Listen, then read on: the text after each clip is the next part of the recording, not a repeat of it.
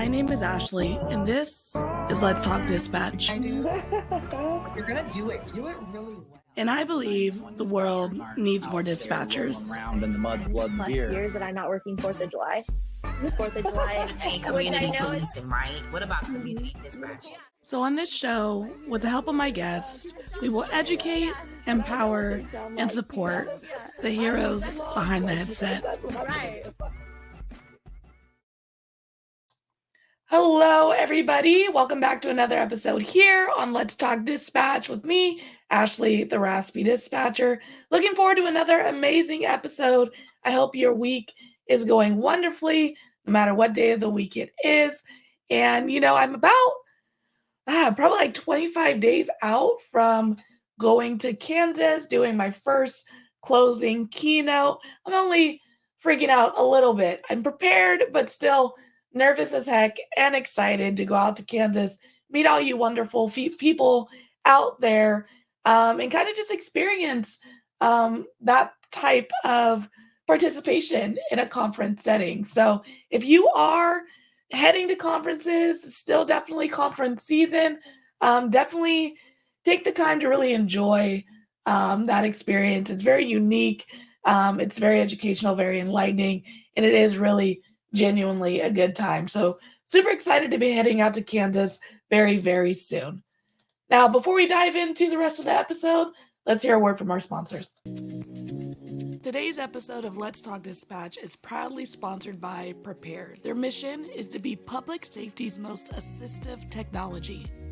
Revolutionizing how we handle emergencies, Prepared is dedicated to saving more lives and making our communities safer. Learn more about how Prepared is transforming emergency response at prepared911.com. Our next sponsor is Zybex Media. Since 2020, Zybex has been creating impactful recruitment films for their customers. Zybex Media offers their expertise, providing a full range of media solutions designed to attract and retain talent for all PSAPs. Visit zybex.com/media to learn more. These partnerships help us continue to spread the message that the world needs more dispatchers. Interested in partnering with us? Head to theraspydispatcher.com. For today's episode, we have two incredible guests with a combined experience of over 45 plus years of frontline experience in dispatch. Training, supervision, they've done it all. Regina and Cynthia have spent their careers behind the headset, navigating the highs and lows of the job. We're going to talk all about their experience with that today and more. Hi, guys. Hi. How are you both? Good. Yeah. Yes. Well, you guys said you live pretty close to each other before you jumped on here. So did you like arm wrestle or coin flip for whose house you were going to go to, or something like that? Yeah. It was more like, hey, want to do it over there? You want to do it over here? Oh yeah, okay, sounds good. Yeah. She has kids. I don't. So understandably. I mean, we see who went. Yeah. Quiet house. Kids are loud. Let me tell you, my nieces and nephews, I can take them in doses. They're lovely. Yeah. I enjoy them, but also I have chosen a quiet home. I come home after spending a week with them, and I'm like, wow, it's just silent. Then you know it's real. Yes. Yeah, it's for real. Yeah. Well, tell us a little bit about yourselves and how you got into public safety. Excellent. Well, I could go first, and then Regina could jump in here. My name is Cynthia Hudson. I'm born and raised here in Arizona. I'm weird now because usually people in Arizona come from outside of Arizona. So I'm a native, raised in Central Phoenix. And how I got into public safety is I wanted to go to school to be a teacher. And that's kind of rough sometimes going into teaching. And my mom actually became a dispatcher over like about 30 years ago. She's not doing it now. But she said, you know what? I think you'd be really good at it. You should go check it out. And she's worked for the Department of Public Safety, the Highway Patrol here for almost 30 years. She stayed there, but she said, you should come out and test for it. So I said, well, fine. I guess I need a grown-up job one day. Didn't think, honestly, it's because it stayed in the same retirement system. I didn't think I was going to stay there forever. I just thought, well, if I want to go back to teaching in a few years, at least I won't lose my retirement or anything.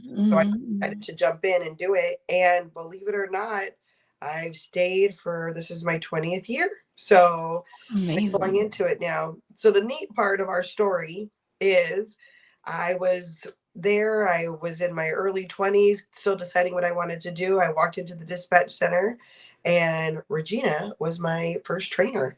So trained me on phones. And then after you're done with phones, you go into radio. And then Regina was assigned to me. I was lucky to have her for my first 2 radios that I got signed off with. So I got to be a part of Regina's training experience over at the Department of Public Safety. And we have been friends ever since, even us coming, all the life stuff that's happening in between and everything that's gone on back and forth. But we have been friends for 20 years now. Yeah. So cool. So cool. And how did you get into this, Regina? By accident. I was a receptionist at the life insurance department at Blue Cross.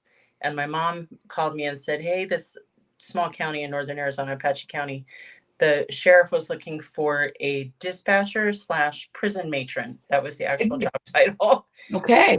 So very like, yeah. Like, we're going to fill this. And I said, well, how much does it pay? And she said, $10 an hour. I'm in, because I was making $8 an hour or something. Yeah.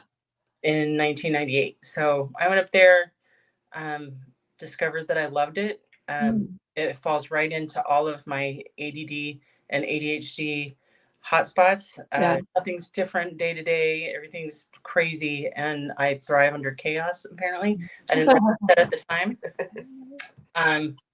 That was way back before touchscreen radios and CAD systems and all the fun stuff we have now. So I was there for 2.5 years, and then I went to the Highway Patrol. And, was there for a couple years before I promoted to trainer, and that's when I got to meet her. So she was easy to train. My next one, I have badges on my liver from my second training. She was light. So I was like, they're all like this? And they're like, no. I got a softball kid. Oh my gosh, that's so funny. Well, it's so interesting how different, you guys 45 plus years of experience in this line of work, how different dispatch looks now compared to then. Yeah. Yes. 100%. Interestingly is when she first trained me. So when I walked in there at the Department of Public Safety back in 2004, when I walked in, they had just gone to CAD. They had not been on CAD this entire time. They were on paper. They were on locator cards, hand log before that. And an interesting part of our match and our story, and the reason why I think I was so easy to grab it so quickly, is because I was the first trainee ever to be trained on CAD. Only on CAD. Paper. No paper. They had to teach me how to do everything. I was the very first trainee to only learn everything on CAD. But luckily, Regina had the experience at Apache County and had CAD before. So she knew it better than most because she had experience when they had cut over to CAD. And I think that's partly why I was so successful, because she had already had some experience rolling it out. So it was a little bit easier for her to train me since she knew. And I was the very first trainee to ever be completely trained on CAD. And I mean, CAD was such a unique experience, right? Because it was so new, but also that's just a testament to like the trainer makes the experience, right? Like, even that was such a unique situation, but still, if anyone else would have been training you, it would have been a different experience for you in that process. Absolutely. I still talk about that too when we talk about training, because I really do believe that's why I was so successful, having no law enforcement, having no background, no one in my family, nothing like that, walking into it and being able to do it. I think a huge part of that success was her knowing how to navigate that really, really well for me. Well, I think some of it also had to do with you having the background learning to be a teacher, though. So you knew what your learning style was. So it was easy to adapt to the tasks. So I know as a trainer, it's important that you teach in all of the different learning styles. And some trainers don't do that. I've seen it more recently with younger trainers. They fully like come into their own, I want to say. So they haven't identified how they learn. So they don't really know how to teach to multiple styles. And if you're teaching to your learning style, then you're missing so much potential there with your trainees, and you're failing your students. Because if they're a visual learner, if I go up to a trainer and say, hey, how does your student learn? And I'm looking at their student and they got sticky notes all over their console. And they say, oh, I think they're an auditory learner. Are you sure? And I know that the trainer is an auditory learner. Like, I don't think you're hitting everything. And I know Cynthia kind of learns in all different styles. So it makes her a good training supervisor, because she can see that and help mentor her trainers now. I think I've always kind of taught that way after watching people learn and trying to figure out how can I get this information, convey the information where it's going to be understandable to the student. I think that it's something that we're missing now in training trainers and in mentoring trainers. I mean, I definitely think there is a piece in dispatch right now where we're now shifting again technology wise. We're getting all this new stuff. We're having to, as someone who's been doing it for X amount of years, having to learn new systems, having to learn new functions. What would you say to folks who are just like, I don't like this change. I just want to keep to my CAD the way my CAD is. I don't want a new login. I don't want none of that. What would you, and it's real. I hear it. And what would you say to people who are dealing with that struggle or pushback with the change being implemented? It's the whole part that they love about the job is the change. It's different day to day to day. You don't come in knowing that, well, today I'm going to have 10 warrants I need to process. You don't know when you walk in the door if you're going to have a rollover collision with people ejected, or if it's going to be really boring all day. So part of your job is change. And for dispatchers, it cracks me up, honestly, that we hate change so much when it is none of our job is change. So if we have these tools that will make our job easier and faster and quicker, we can get information faster. We should be embracing that change, because it's going to give us more time for jigsaw puzzles and books and playing on Facebook. So, I mean, that's the benefit of Rapid SOS, Rapid Deploy, NG 911, NG all the 911. stuff. Smart transcription. Now we have all of that implemented. Text to 911. Radio transcription coming out. So all of these great tools that are helping to simplify our job. We may not have reclassification yet, but we've got a lot of things that are going for us to help make our jobs easier. It's so much different from when I started in '98 that it's not even recognizable compared to what it was like back then. Yeah. And what I had someone comment on one of my reels on YouTube, actually, and they were like, something along the lines of, if we continue to advance and make the job easier for the folks who are doing it, that there's going to be less emphasis on hiring to fill the seats, because the job is essentially easier to do. And I completely disagree with this thought. Because we're already obviously operating at a deficit, right? And no matter what technology we bring into our centers, our job is so nuanced and so gray area filled that you simply cannot replace us with any type of technology or machine, because of all the what ifs that come across these recorded lines, right? Like, the tech is only going to make the job easier, hopefully reduce the trauma, but it's never going to replace the folks who are answering these calls. Correct. Yeah. I mean, a phone tree can only go so far. I mean, it can send you off to records, but it can't provide empathy when you're trying to get your baby to start breathing again. Mhm. So you still need the person-to-person contact, and there's still a human touch that has to be involved. So we still need people behind a mic. We still need people on the phone. Our job is never going to go away. Making it easier for us to do our job and faster to do our job makes it less, I agree, less stressful on the few employees that we have. Yeah, helps with retention, I would say, you know? Yes. Yeah. And we Mhm. really need to find a much better way of recruiting Yeah. new dispatchers. Every agency seems to have weekly, if not daily, ads on social media recruiting officers and troopers and deputies. You might get a couple of ads for dispatchers in April. Mhm. Yeah. And it needs to also be a weekly recruiting drive to get Mhm. dispatchers in there and interested. Come in and do a sit along.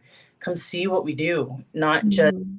have it where you have to apply first in order to come see what we do. Mhm. So you sign waivers, so don't let them get too close to the screen then if you don't want to see this information. But Yeah. they should be getting a realistic view of what the job is, not basing it on a Halle Berry movie or a television show. Or the Raspy Dispatcher online. That's one of the things that I say in the one of the sessions I do is, you know, we're gatekeeping the application process. Is like, I exist because we're failing Yes. here. You know, like we as a whole industry, we're failing. So people are coming to me because they can't come to you. And I would much rather them come to the people they're going to work for. You know, my scope of practice is just my experience, but I can't speak to every single department, every single, you know, we have a general understanding of what it looks like, but why can they not get this information from the department they want to work for? True. Why, you know? You do Absolutely. a great job with that, though, because I've Mhm. referred a ton of people your way. Yes. When I'm interested in dispatching, okay, well, you're Oh. in Indiana. Here, go look at her.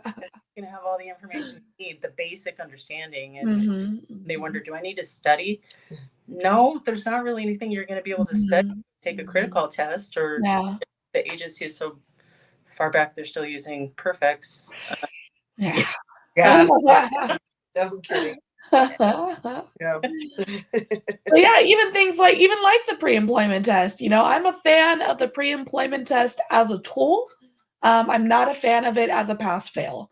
I Right. just think it's silly. I just don't, you know, I think we're passing up on a lot of applicants who could do this job if they're trained to do it. And I don't think the pre-employment test is the best way to determine if someone's trainable. Now, if they completely bomb it, obviously. Right. But if we're like 10%, 5%, 1, I know people who've had to retake it because we're 1 point off.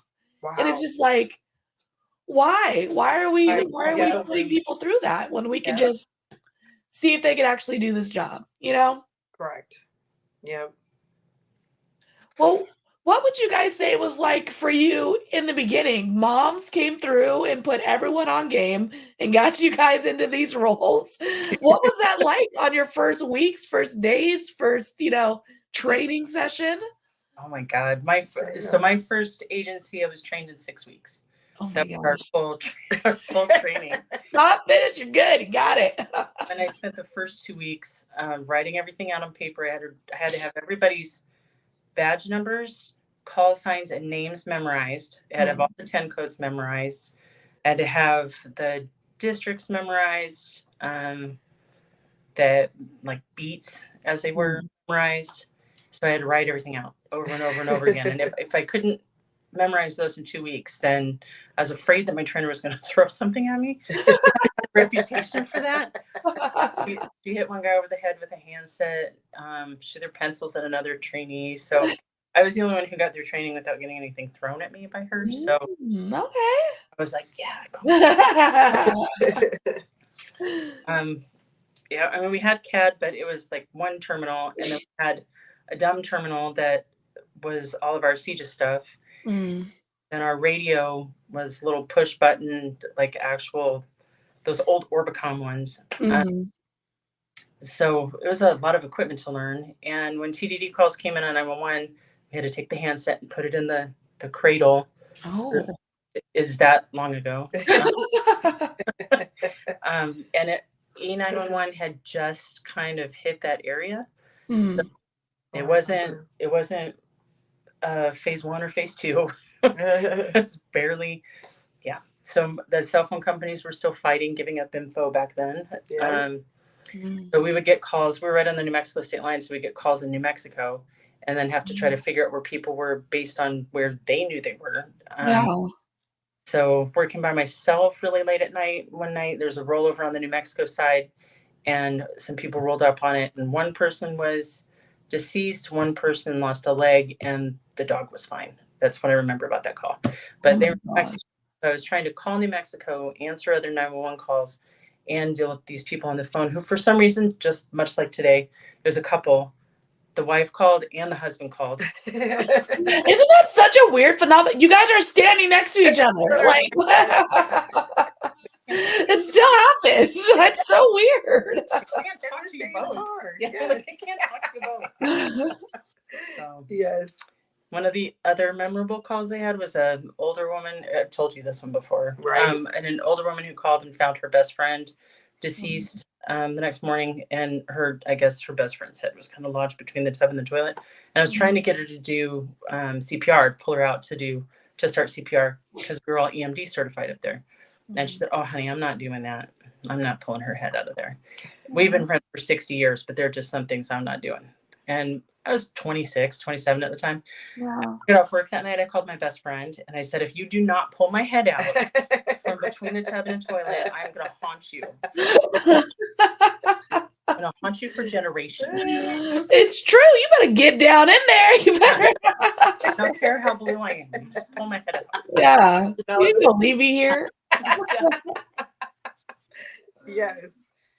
Along the same lines, I mean, back then it was different and you were required to know, I guess, the general information a lot more. I could still recite mileposts and freeways and which directions and stuff because to know it because your mapping and your resources are great then. Yeah, back then they were helpful, but you had to rely on what you knew really from experience in your training and what other people in the room had gone through over the years that said, "Oh yeah, this is where that thing is. If they tell you this is where it is, that's the milepost or that's the turnoff to whatever road they're telling you they're on." And that's just the stuff you had to remember because the mapping and the information was coming basically from people who either had the experience because you couldn't rely on your tools. And I mean, I hate to say it too, CAD wasn't as reliable. It went down all the time. And you had to be able to pull out your maps and read them to know and what was happening. So I took a detour to go from teaching into dispatching, but I mean, it really truly is my calling. And I'm so glad that I did, and it worked out for me. And I've been here all this time since. And I still think to myself, well, it's never too late. Maybe I'll even go back to teaching 20 years. Who knows? But I know this is really where we're supposed to be. And Your degree's this close. I know. Tell me about it. But so close. But over the years, as technology has grown from where we started, definitely, we've seen, and there's been lots of different calls that have stood up to me, just rollovers and people that either have lost their lives. And I ended up married. We're both married to officers. So I don't know if we should go on a side note now, but so I ended up leaving the highway patrol and coming over to the city that we live in. And because my husband did that too, we both worked for the highway patrol. My husband did as well. That's where we met and got married and everything. He ended up leaving and coming to the city that we live in. So when they had a supervisor position in dispatch over here, I applied for it and I moved over here. Very cool. So we follow each other. We still work for the same agency now, my husband and I do. And he's been doing it for over 21 years as well. And then Regina. My husband came over to Goodyear about 5 or 6 years ago. He failed the first time he interviewed because he was very angry then. And then the second time he tested, he wanted to go shoot a competition instead. And I told him, "No, you're going to go test. I'll go shoot the competition. You go." So he did, and he was number 1 on the list. And so he got the job. And then I followed him over 5 years later as a supervisor. So very cool. Both supervisors of the Highway Patrol, but Yes. Yeah. Then came over here too. And the reason I was just taking that as a little side now is a lot of that experience and then what we had going on over at the Highway Patrol. It is very different when you come into the city sometimes. Yeah. The good thing is that we were both familiar with it. We had a lot of experience working on both sides of it.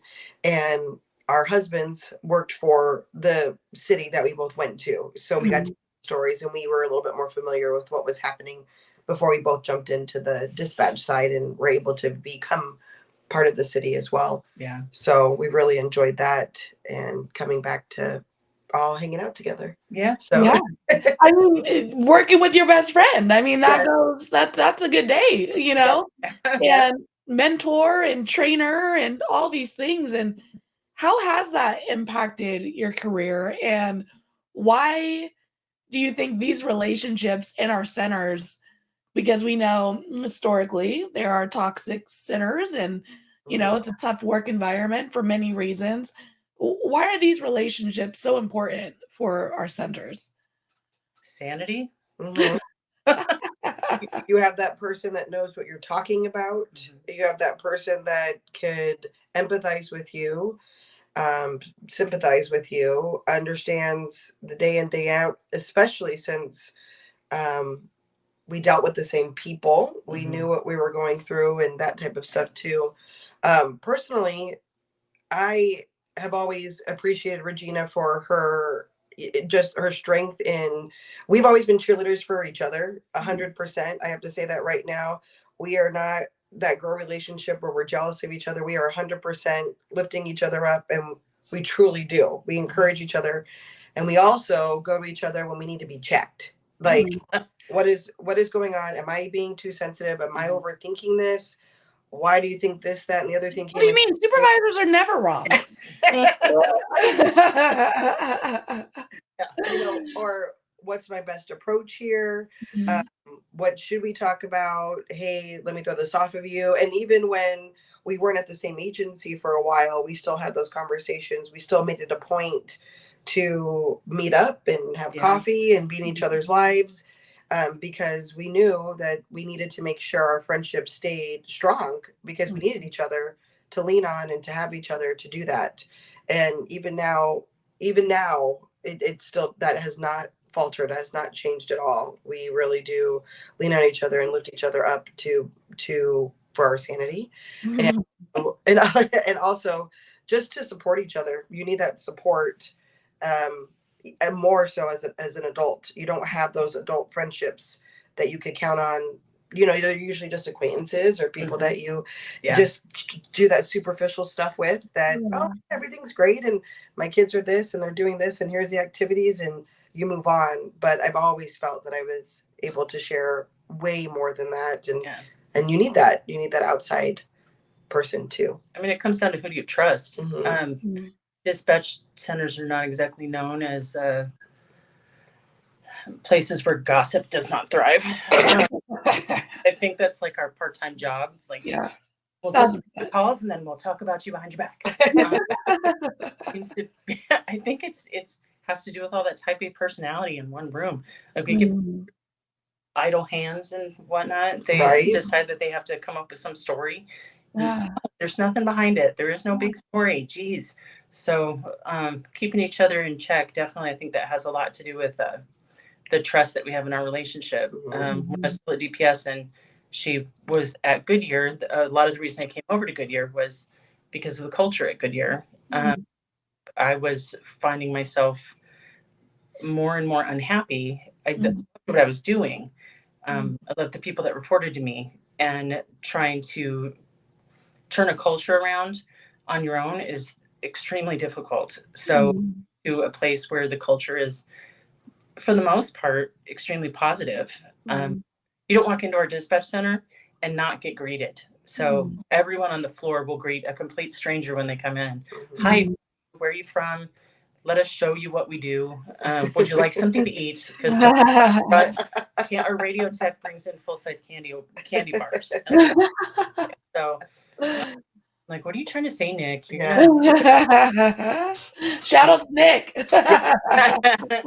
So, I mean, even our managers, she'll come through and ask what's going on and what's happening and any issues. So everybody's very hands-on and friendly, which, depending on what agency you're at, you might not experience. Yeah. And that should be something that's the norm in our centers, but it isn't. And some of that, I think, is because we don't weed out the toxic employees at the beginning. We let them fester and infect others. And instead of calling them on the carpet when it happens.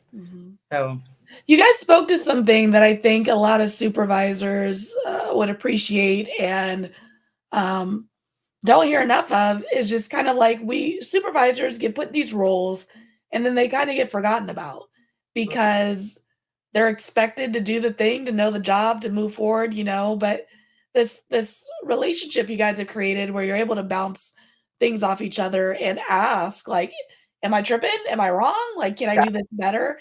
And be able to have those honest conversations with each other.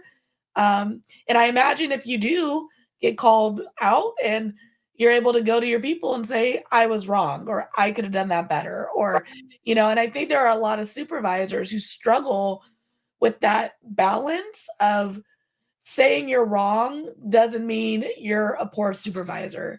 It doesn't mean that you don't know your job. It just means you're a human in this moment and you want to do better next time.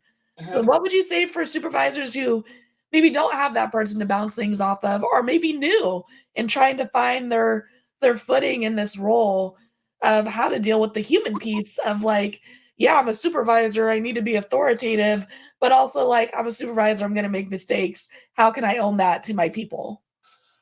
Well, I actually have learned over the years, now being a supervisor for over 10 years, yes, I made mistakes in the beginning because you're new and you do want to make sure you're doing everything correct and putting your hand down and this is what we're doing. But I have learned over the years that taking responsibility and having those conversations with people that said, hey, this is the decision I made in the moment and here's what I should have done. So I either apologize or say next time I'm going to do better. And that's gained a lot more respect than you would think. And it gains a lot more respect on both sides of the table. They respect the supervisor, me, Regina, whoever it is that you're having the conversation with, because they saw that they had enough respect for them to be treated as an adult, to be treated as a coworker, to be treated as a person, instead of me just saying, well, oh, well, and I recognize it and we recognize it and say, oh, yeah, we probably need to do that then. So that way we do build a relationship and a foundation on trust and respect that could then move everything forward in a direction we all want to go. And if a supervisor doesn't have that person to be able to bounce those things off of, then go out and look at YouTube and read books. Regina, we both encourage each other to read a lot of leadership books and things of that nature to kind of bounce stuff off. Go and take classes on the NINA and APCO websites and be able to do that too, because a lot of people are in that same exact position and they've learned from some of those things or having conversations as well. There's college courses too that you can take on organizational management and leadership. Some of those are extremely helpful. Some are a little bit repetitive after a while, so it beats the message home. Harvard Business Review, if it's $120 for a year for an annual membership. Tons of information in there on leadership, on strategy, a couple of good books like Simon Sinek. I love him, so I'll read about anything he puts out. But the videos are perfect because my attention span is that of a squirrel. So TED Talks are perfect. They're short and sweet, and you get the message. As part of our light. What else? What other thing was I thinking of? I know I'm constantly with books, and I don't read them from beginning to end. I just flip through them and find something that I'm looking for, and chapter and have it work. I think the biggest thing for new supervisors is give yourself grace. Yeah. You're gonna stumble and you're definitely gonna trip over your tongue. Think before you speak. Yes. And if it's something that has emotion behind it, don't say it. Right. Wait 24 hours before you say the thing, because you're gonna say it much better 24 hours later and you take the emotion out of it. Right. You have somebody to speak to, whether it's a spouse, a friend outside of work. It doesn't necessarily have to be a dispatch supervisor that you're speaking to that is the person to bounce ideas off of. You might have a friend who's in the corporate world somewhere, or your friend could be a waitress. They know how to deal with people too. Amen. That's a job I couldn't do, let me tell you. Right? We all deal with people in some respect, so talk to somebody else and then think about how that message would come across if it was being given to you and how you're planning on giving it. Is it going to come across as accusatory? And if it is, then the tone needs to change and the message needs to change, because nobody likes to feel like they're being accused of something, especially if it's something corrective. So, because usually it's something little. If you're correctly, if you're getting something at the beginning, then it's a training issue usually. So it's a slight correction, and how it should be dealt with. That's how an issue should be dealt with. And a simple tap on the shoulder, talk to them at their console. Hey, I noticed you did da da da da da. Why did you do that? Can you show me? And get an explanation for why. I think we don't ask why enough. But there may be a very good reason why they're doing something that we wouldn't do, and they're ways faster or better, and are stuck in the way, stuck in the olden time, the way we've always done it. Yeah, the way we've always. Isn't the best way anymore. So what we think is incorrect is not incorrect. It's still within policy. It's just not the way that we would have done it. So, that's very true. Like, I remember, I have a distinct memory of coming right out of academy, hitting the floor with my trainers, and I was taught in academy to do a thing a certain way on the computer. And then they were like, why are you doing it that way? I was like, I just taught us that in academy. They're like, well, no, I don't do it that way. We're going to go do it this way. And I was like, what? What is going on here? But, muscle memory. I'm doing it this way. I'm going to teach you to do it this way. Totally fine. But there are new ways with our systems and softwares that the new folks are coming out of these, academies and whatnot, knowing because they just went through it. So Yes, that's totally valid. well, and we were talking before we came on about some people who have a little bit of a generational issue, communication issue. So one is my generation, Gen X, and the other one is a bit younger, and the way that they communicate is different. Well, you've got supervisors now who are, what's behind millennial, Gen Z? Yeah. That are Gen Z now. Yeah. And with Gen X employees, they're not going to communicate the same way. Yeah. And the message is not going to be relayed correctly if they don't understand that and work towards a center. So some of that really comes down to that, and the respect that people have to remember to give each other. Gen X, man, we were taught by boomers, so you do it this way because I told you you're going to do it this way, and that's the way it is. So, buttercup. And it's the worst way to train people, because there's, I want a hug, man. If I get, I have to want a hug, I want a snack, and I want a tequila shot afterward. So I have to call her for a hug. And because she was a cheerleader. But I think you're right. I've noticed this week even, I've had 2 callers, and I laughed after I took 2 callers, kids, like teenagers, calling about a party with underage drinking. Oh. Right? So first of all, they're snitching out their friends. Like they get to run away, and then they call instead. So let's talk about that. But the way they reported it, they're like, I was just at this party. It's a lot of underage drinking. It just felt really unsafe. And I just think someone should go check on them. And I was just like, what? Like, never would I have called the police and told on the house party. Right. It's a generational thing. We're having conversations. We're learning to communicate differently. We're allowing folks to communicate, differently than our parents allowed us to. So, I'm seeing it in callers as well. So we're definitely going to see it in the folks who are working in and supervising us. Oh, absolutely. I think that's part of our retention issue, though. Also, not learning to communicate to the generations. I mean, it used to be 20-year gaps, and now we're at 10? Yeah, shorter, maybe even shorter. Yeah. So if you're learning to adapt on the fly on how to communicate with people, then they're going to be out the door. You're not meeting their needs. And more importantly, they can go somewhere. And I think departments don't get that. Like, you are not the prize department. Like, unless you work really hard to be, like, in a broad statement sense, like, you could be doing better. And I could literally at any point go find somewhere that I think is doing better. Like, the options are plentiful. So let's treat our people well, within reason. We're not going to make everyone happy, and that's not the intention, but there are some things we just brush over as organizations, don't address, don't fix, don't take the time to acknowledge is a problem when it is. And these concerns are valid, and people do leave because we don't fix the problems. It's not always money. Right. I mean, sure, sometimes it is. If you can afford your rent, then that's an issue.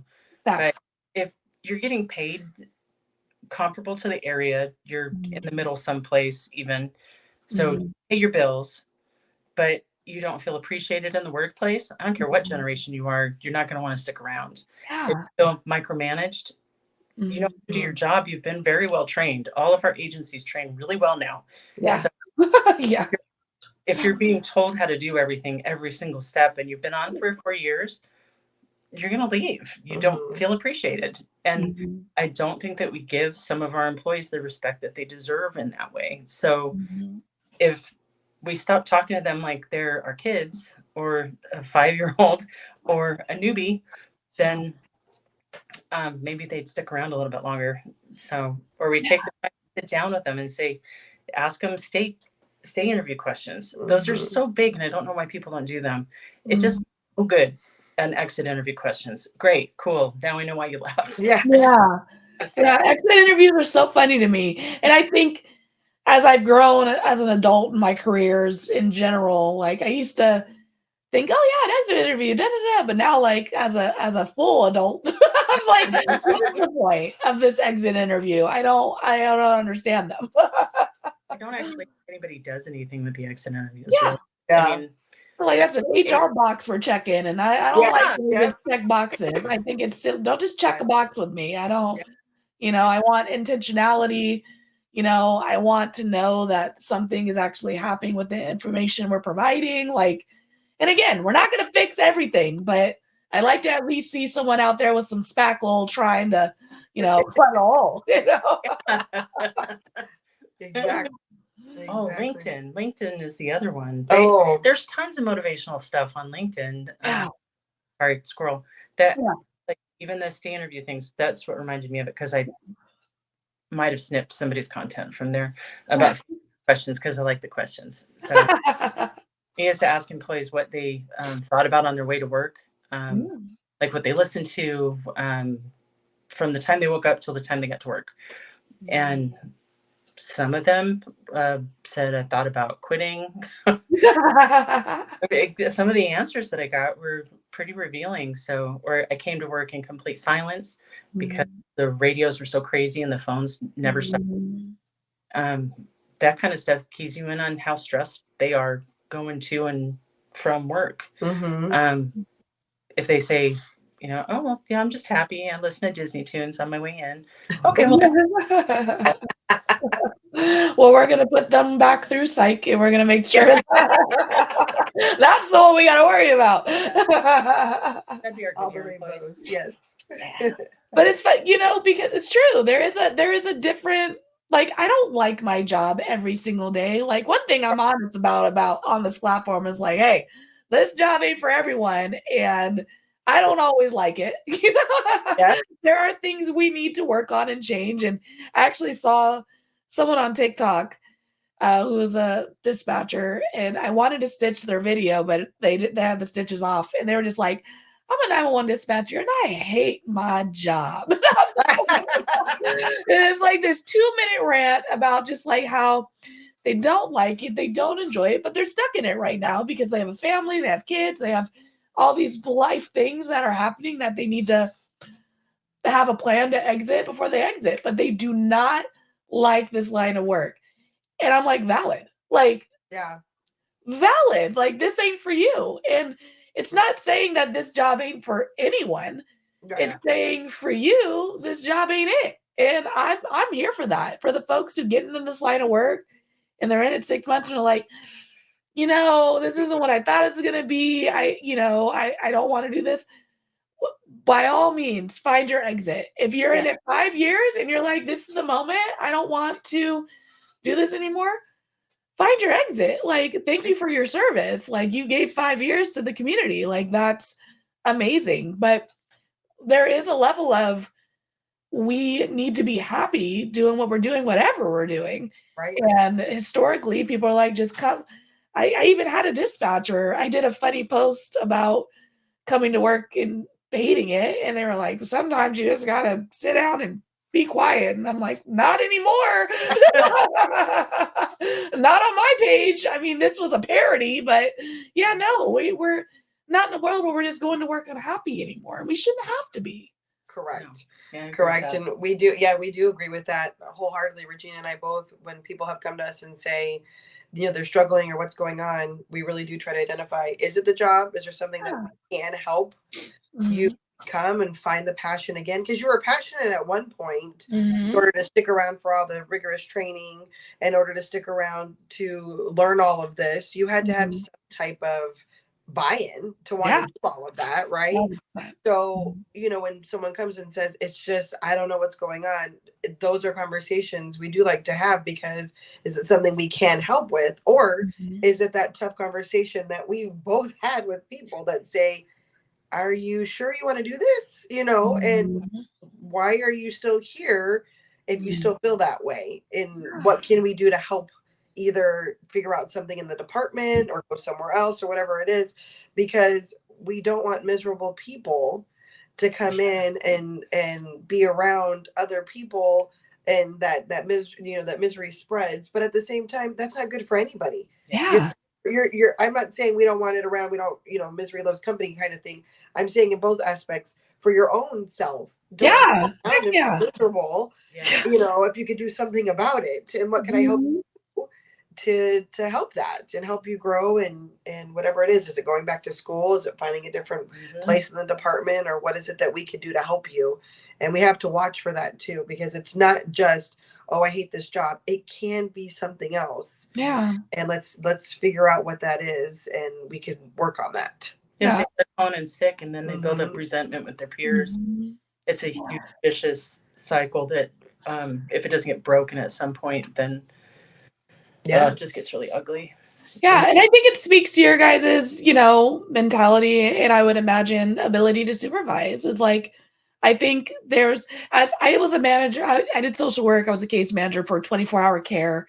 And so I understand the forefront of this person put in their notice, and I'm thinking what their last day is and that hole I have to plug, and how is this going to affect the schedule? And it's hard as a supervisor to put that on the back burner when dealing with people. When dealing with people, we're trying to figure it out. We're trying to make a hard decision, and not to worry first about how it impacts me and the schedule and the rest of the folks who are going to be here.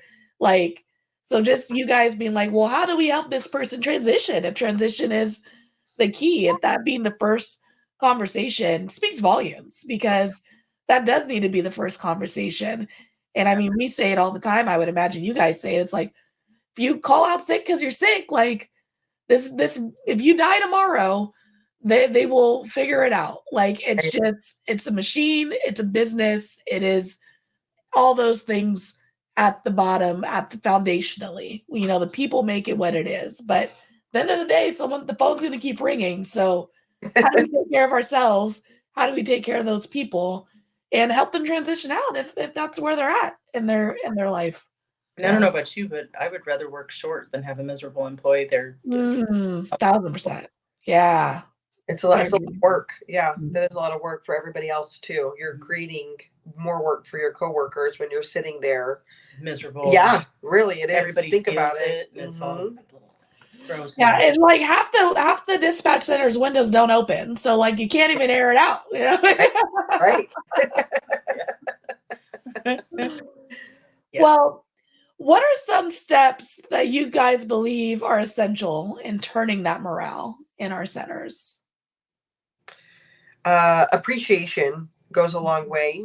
And that would be my first step is even when, and I know this seems so little and everybody keeps talking about that, but if you tell them, hey, thanks for being here. Thanks for working that overtime shift. We appreciate you for being here today, whatever it is. And actually looking at them and saying hello and goodbye and recognizing people as a person, start there because you'd be surprised how many people say, oh, when I go in, I don't even think anybody talks to me. They don't even know I'm here. Or that would drive me absolutely nuts when people say, oh, I didn't even know you were sitting there in the background. How do you not see somebody or you don't know your coworker sitting there? We're in this room. I know the room's big, but you see their name on CAD. You know they're answering the phone and you don't even say anything to them. You don't have to be best friends, but you could acknowledge that they're there. And I'll go one step further. Thanks for calling that toe for me. Yeah, exactly. Hey, yeah, thanks for not forgetting that toe. Whoops. Yeah, it goes a long way too. And you have to make sure that you're seeing your people. Being there. I mean, I know I actually came from a generation though too that work is important, but I have realized too that recognizing them as a person outside of work and knowing that they have stuff going on too is important too. People want to talk to you about that sometimes, and just being able to listen. And maybe that's all you needed is they just needed to tell you what was going on in their lives to get it off their chest because that was really bothering them, that they're sitting there thinking about all of this. But once you tell somebody, it really does help you. It helps you focus more on what you're doing and doing that too. So, I mean, EAP is kind of a new-ish concept for, I guess, the people that started when Jesus was a baby like me. I think I am taking that. That will forever be a statement that I use from now. Find a way to slip it into my Beyonce. I don't know how I'm gonna work it in, but that's mine now. I mean, there wasn't EAP when I started, Right. and if there was any kind of debriefing or whatever, they didn't include dispatch in it. It wasn't until 2008 that I got invited to a real debrief, not a critical incident debrief where I got blamed for stuff, and the investigator had to go, no, dispatch is here as a courtesy. You guys screwed up. So she did everything right. The actual debrief from an incident, that didn't happen until 2008. So I'd been a dispatcher for 10 years before I'd experienced anything like that. And my actual division, I still feel failed me in some respects with that because I was never, I never felt closure from the incident. So but it worked. So it's a big deal for me if I have an employee who works a shooting or works a line of duty death or a line of duty shooting or a rollover collision where children are injured or killed.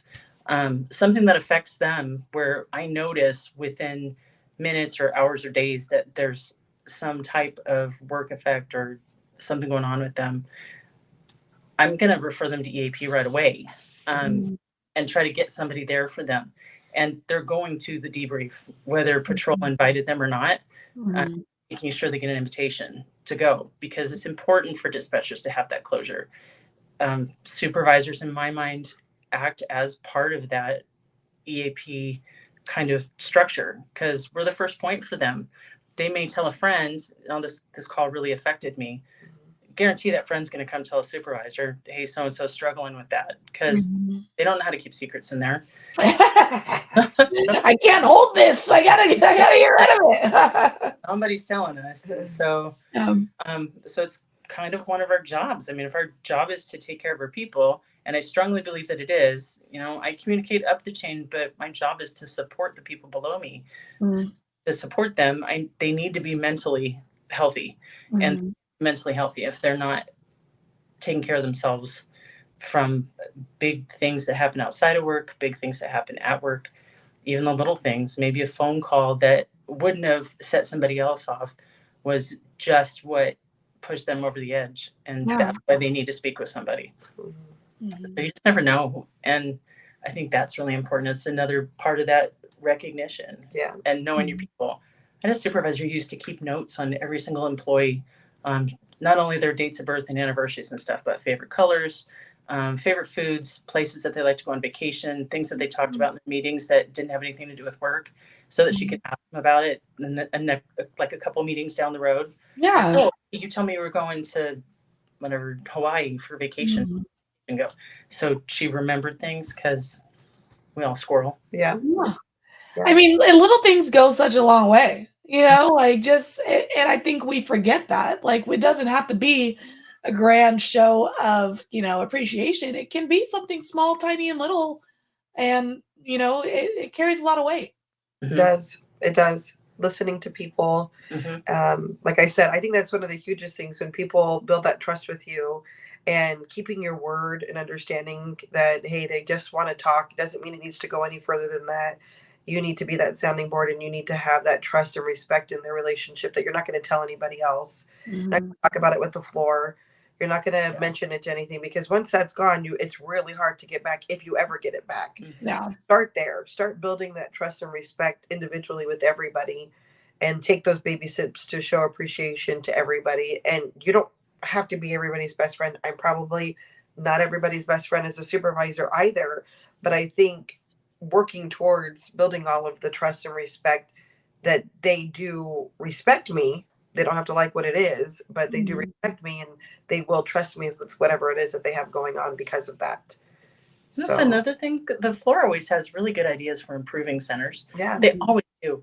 And they get overlooked and not asked. If supervisors went to their staff and said, what do you guys have as ideas that would that would make your job easier? Improve your job, something realistic. I can't get you a $10,000 pay increase. Kind of my span of control. Yeah. But tell me what would make your job easier. And sometimes it's something simple, like, can you replace this floor tile?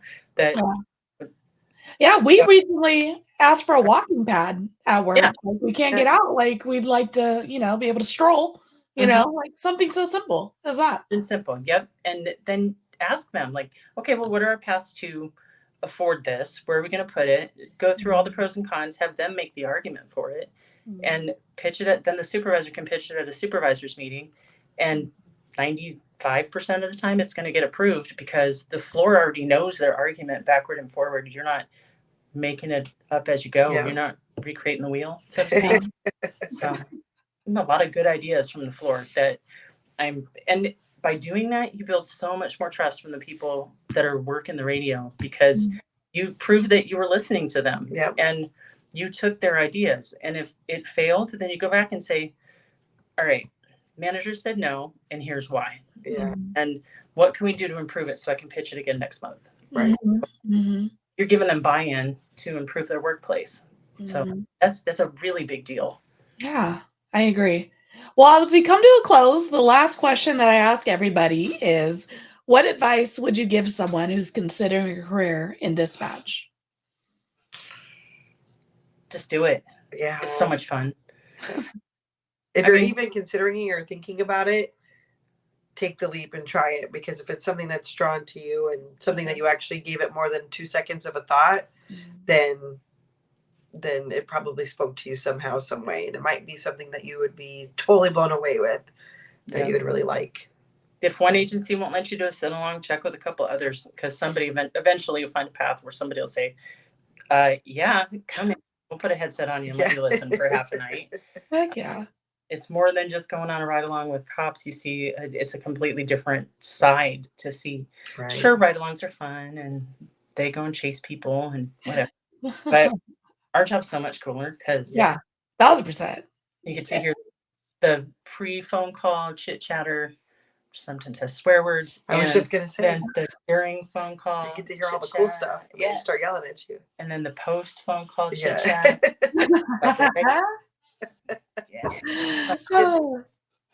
It's one of those things sorry, I was just going to say, it's one of those things too, when people start talking about it, and we're old, we're like, oh, it has great benefits. Hey, don't sleep on the benefits though. Like, for real. Like, it's something you don't think about, but it's true. It's we're true. Old, we go in there, but I do tell this to the younger people too, when they start talking about things like that, is I was in my early 20s when I started this, did not think this was the path I was going to, but I'm so glad that I did. I met my husband, we got married, we had our kids, we've done all of this. You can doing shift work, You can't have a life. I know people say that all the time. I don't know if I can do this. I don't know if it's 24/7. You can have a life. You can have a wonderful life, and it's exciting and it's new. And that is one of the really great benefits of having this job is you have no idea what the next day is going to bring, and that just keeps you on it even more. It just makes you coming back for more because you just don't know. You just don't know what's going on with it. So, and that's a really good, exciting part of it. And I guarantee if you start a job like this and you have Tuesday, Wednesday, Thursday off instead of the weekends off in the beginning, because you probably will, and you're on graveyards, bars are open on Tuesday. And if you live near a college town, the drink specials are even better. So there you go. Having a fun. Look, if anyone's listening who works in a college town, like that's the line. That's going on the HR flyer, you know? There you go. Well, ladies, thank you so much for coming on, sharing your wisdom. 45 plus years between the two of you is no joke. So thank you for everything that you've done, everything that you're going to continue to do, and the way you lead. I mean, it definitely shows even in this hour time span. You guys are doing wonderful work. Awesome. Thank you for having us. Thank you. Thank you for. Thank you. All right, everybody. That was another amazing episode here on Let's Talk Dispatch. Regina, Cynthia, again, thank you so much for being willing to jump on here. So you gotta remember when you're in these supervisor roles, when you're in any type of role where you are looked up to or leaned on, that you're human first, and you got to really lean on that aspect to be able to let people know, I get it. This is what we got to do. I need to do this better, so on and so forth. So if you're a supervisor out there, having a rough time getting the buy-in, getting folks to commit, to getting folks to understand your position, feel free to lean on people, reach out to anybody in the dispatch space world. I have never seen such a group of people who are willing to provide feedback and give insight. So definitely reach out. We're here to help. We want our centers to be a great place to live, work, thrive, all that good stuff. So until next time, everybody, stay raspy. Thank you for listening to Let's Talk Dispatch podcast. Don't forget to hit that subscribe button. You can find us wherever you listen to podcasts, including Apple Podcasts and Spotify. If you're interested in becoming a guest on the show, or maybe even submitting your own story, you can do all that and more at theraspydispatcher.com. Until next time, stay raspy.